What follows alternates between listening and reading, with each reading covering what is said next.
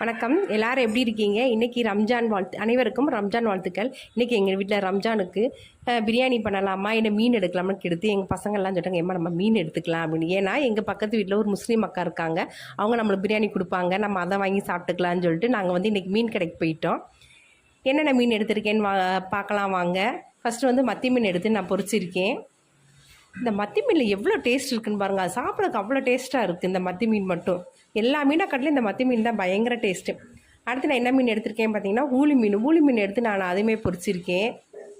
ஊளி மீனுமே நல்லா டேஸ்ட்டாக இருக்கும், நல்லா கறி கணக்காக இருக்கும், அதுவுமே சாப்பிட்றதுக்கு நம்மளுக்கு நல்லாயிருக்கும். அடுத்து நம்ம வீட்டில் என்னென்னு பார்த்தீங்கன்னா சுட சாப்பாடு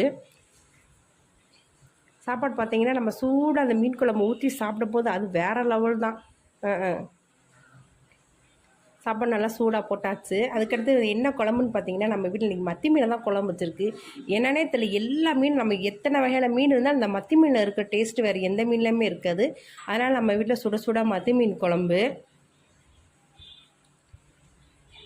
அடுத்து பார்த்தீங்கன்னா என்னன்னா, அடுத்து வந்து மோர் தான் நான் வந்து ரெடி பண்ணியிருக்கேன்.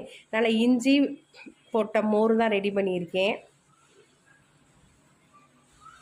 இஞ்சி, கருவேப்பிலை, மாங்காய் போட்ட மோர் நம்ம வீட்டில். அடுத்து வந்து ரசம்.